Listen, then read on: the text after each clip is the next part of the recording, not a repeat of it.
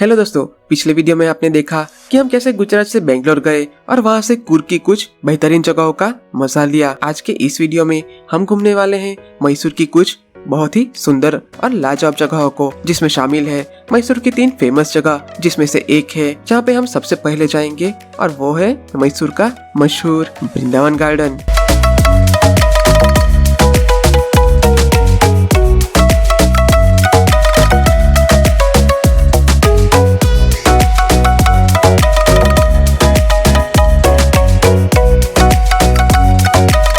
दोस्तों, मैसूर का वृंदावन गार्डन निर्विवाद रूप से दुनिया के सर्वश्रेष्ठ टेरेस गार्डन में से एक है। इस विशाल गार्डन की सुंदरता आपको मंत्रमुग्ध जरूर कर देगी। यह मैसूर शहर के उत्तर पश्चिम की ओर लगभग 12 किलोमीटर की दूरी पर स्थित है। जगमगाते फव्वारे, वनस्पति के बड़े बड़े बगीचे, पौधों की व्यापक किस्मों और पूर्ण नौका विहार के साथ वृंदावन गार्डन हर किसी के लिए एक मजेदार जगह है।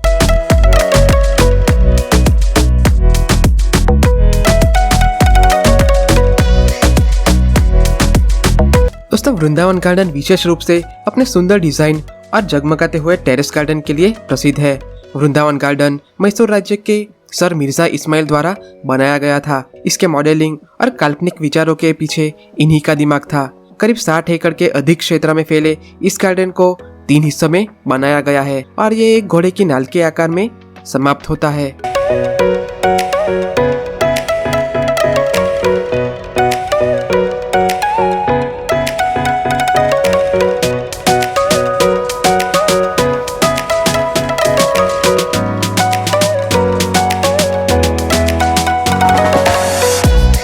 दोस्तों, मैसूर राज्य के सर मिर्जा इस्माइल का विचार कृष्णराज सागर बांध के आसपास के क्षेत्र को सुशोभित करने का था, जो मांडिया जिले के श्रीरंगपटना तालुके में स्थित है। कृष्णराज वॉरियर 5 के नाम पर बना यह बांध कावेरी नदी पर बनाया गया है, जो दक्षिण भारत की प्रमुख नदियों में से एक है। क्या आप जानते हैं, वृंदावन गार्डन को कश्मीर के शालीमार गार्डन से प्रेरणा लेकर डिजाइन किया गया है, जो प्राचीन मुगल शैली में बनाया गया है। इसलिए यह भव्यता और सुंदरता को भी प्रदर्शित करता है, जिसमें फव्वारे, फूलों के बगीचे, पानी की चैनलें, पॉल्टर, हरे भरे घासों के मैदान और फूलों की क्यारियों आदि की एक विस्तृत श्रृंखला यहाँ पर शामिल है।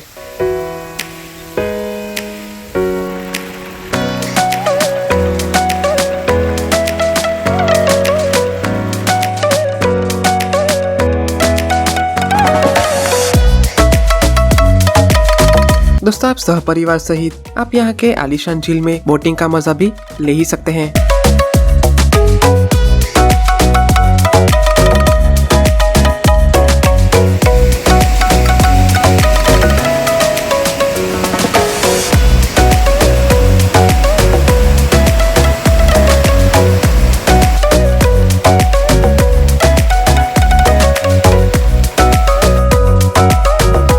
असंख्य फव्वारों और मनोरम रोशनी से युक्त मनमोहक सौंदर्य प्रदान करने वाले ये टेरेस गार्डन हर टूरिस्ट को निश्चित रूप से आकर्षित करते हैं।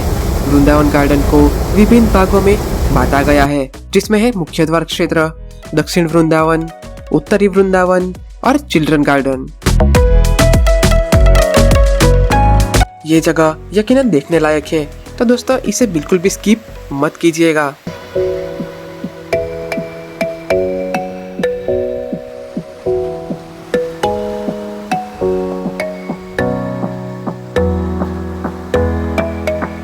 दोस्तों, वृंदावन गार्डन की सबसे मजेदार बात यह है कि यहाँ पे हर शाम को म्यूजिकल फाउंटेन का शो भी होता है, जिनकी टाइमिंग है सोमवार से शुक्रवार 6:30 बजे से 7:30 बजे तक और शनि और रविवार को 6:30 बजे से 8:30 बजे तक।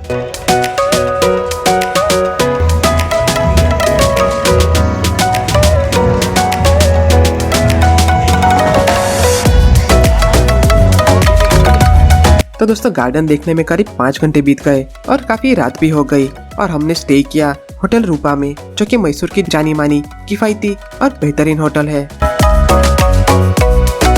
गुड मॉर्निंग दोस्तों। तो सुबह होते ही हम जल्दी से पहुंच गए श्री चामराजेंद्र जूलॉजिकल गार्डन यानी के मैसूर जू। जी हाँ, ये एक बहुत ही शानदार जगह है परिवार के साथ एक खूबसूरत वक्त बिताने के लिए। दोस्तों, मैसूर जू भारत के सबसे पुराने और सबसे बड़े चिड़ियाघरों में से एक माना जाता है। यह लोकप्रिय मैसूर महाराजा पैलेस से सिर्फ 2 किलोमीटर की दूरी पे है।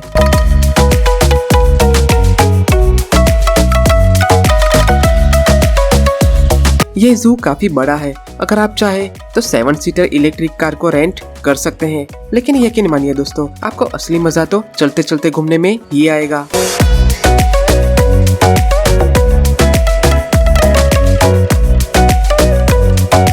दोस्तों, मैसूर जू यह न केवल एक समृद्ध वनस्पतियों और जीवों की पेशकश करता है, बल्कि एक कमाल की प्राकृतिक सुंदरता भी है।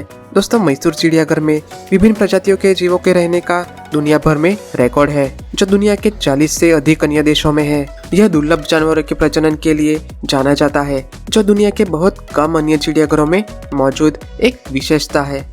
इसके श्रेय की एक और विशेषता यह है कि यह हर साल टूरिस्टों की बड़ी संख्या को आकर्षित करता है। ऐसा कहा जाता है कि मैसूर चिड़ियाघर में एक साल में दुनिया भर से करीब 20 लाख से अधिक टूरिस्ट आते हैं।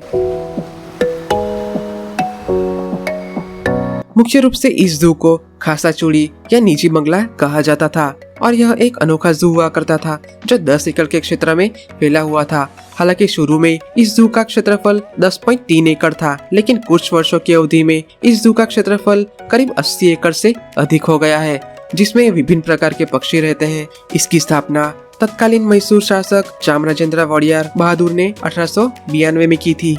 इसे बाद में पैलेस जूलॉजिकल गार्डन कहा गया। फिर 1948 में जू का प्रशासन महल से हॉर्टिकल्चर डिपार्टमेंट में स्थानांतरित कर दिया गया था। बाद में 1979 में इन प्राणियों को कर्नाटक के जू अथॉरिटी को ट्रांसफर कर दिया गया था।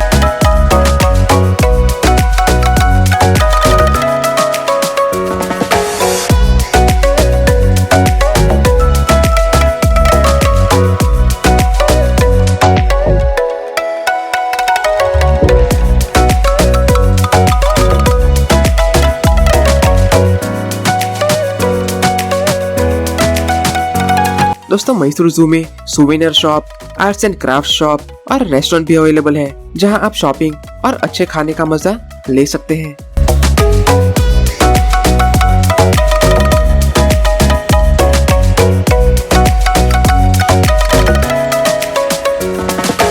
मैसूर जू अद्भुत और दुर्लभ किस्म के जीवों को समेटे हुए है। उदाहरण के लिए, यह एकमात्र भारतीय जू है जिसमें राइनो की 3 प्रजातियां हैं, यानी कि सफेद, काला और भारतीय गैंडा।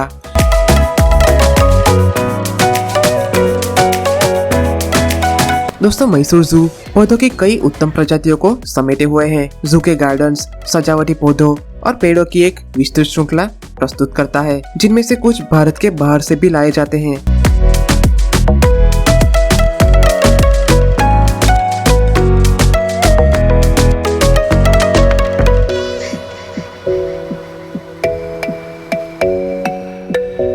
दोस्तों, मैसूर जू सप्ताह के सभी दिनों में खुला रहता है। यह सिर्फ मंगलवार को बंद रहता है। मैसूर जू का समय सुबह 8:30 बजे से शाम 5:30 बजे तक है। हालांकि अगर आपको बर्ड वॉचिंग पसंद है तो सुबह घूमने का सबसे अच्छा समय है, क्योंकि पक्षियों को दिन के शुरुआती घंटों में अधिक सक्रिय पाया जाता है। गर्मी के मौसम में अधिकांश पशु और पक्षी गर्मी के कारण छिपे रहते हैं, इसलिए गर्मियों में सुबह 10:30 बजे से पहले या दोपहर के 3 बजे के बाद यहाँ घूमने जाए तो ज्यादा मजा आएगा।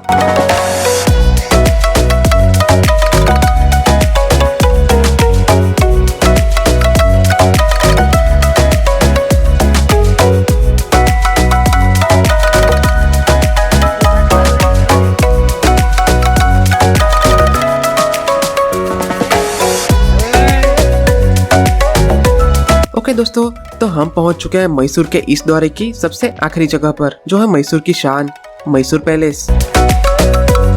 मैसूर पैलेस में 4 प्रवेश द्वार हैं। मुख्य प्रवेश द्वार को पूर्व में जया मार्तांडा कहा जाता है। ठीक इसी तरह उत्तर में जयराम, दक्षिण में बलराम और पश्चिम में वराह कहा जाता है।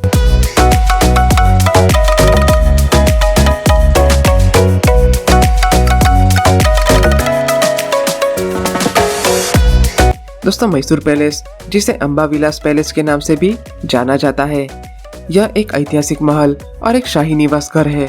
जैसा कि मैंने कहा, यह कर्नाटक के मैसूर शहर की शान है। यह वाडियार राजवंश का आधिकारिक निवास और मैसूर साम्राज्य की राजगद्दी हुआ करती थी। यह महल मैसूर के सेंटर में है। मैसूर को आमतौर पर महलों के शहर के रूप में भी वर्णित किया जाता है और इसमें पूरे 7 महल शामिल है। हालांकि मैसूर पैलेस विशेष रूप से नए किले के भीतर सारे 7 किलों में से एक किले का उल्लेख करता है।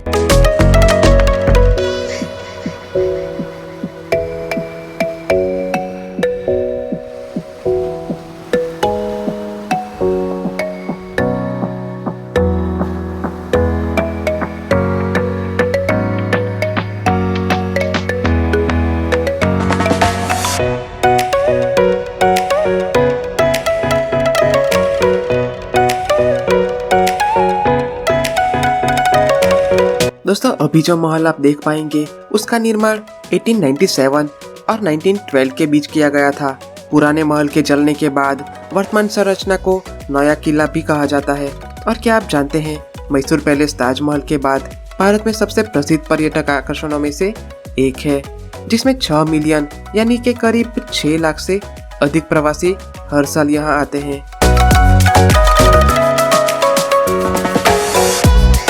मैसूर पैलेस में और उसके आसपास देखने के लिए कई आकर्षक चीजें हैं, जिनमें से प्रत्येक मैसूर राज्य की संपत्ति और भव्यता की गवाही देती है, जिसमें शामिल है गुड़िया का मंडप, जहां पारंपरिक गुड़ियों का संग्रह है।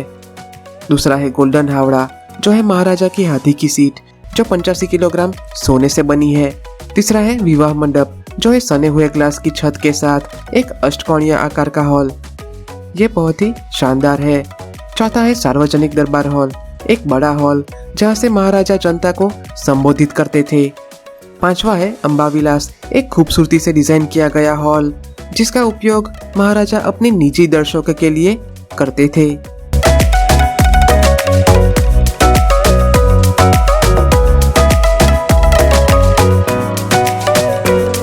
इस महल की शानदार पोर्ट्रेट गैलरी, जहां मूल्यवान चित्रों और शाही परिवार की तस्वीरों का संग्रह है।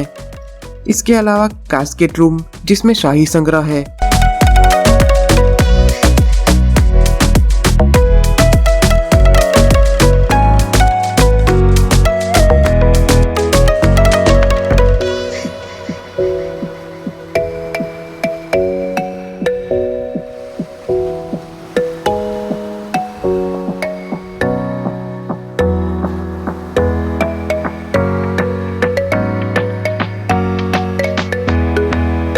अपनी डिजाइनर छत और गढ़े हुए कलाकृति वाला दरबार हॉल और चमकती हुई टाइल वाला फर्श और सने हुए ग्लास गुंबददार छत वाले विवाह मंडप यहाँ पे ध्यान देने योग्य हैं।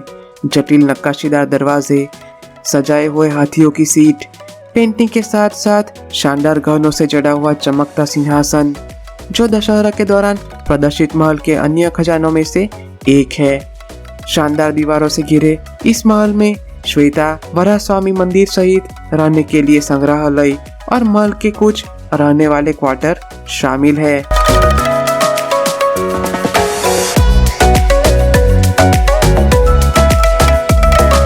ओके दोस्तों, मैसूर जू और मैसूर पैलेस का दौरा करने में काफी समय लगता है, तो वक्त निकाल के जाइएगा। ये थोड़ा थका देने वाला हो सकता है। तो चलिए दोस्तों, अब मिलते हैं अगले वीडियो में। वक्त हो गया है अगले डेस्टिनेशन जाने का। Do like and subscribe. Bye bye.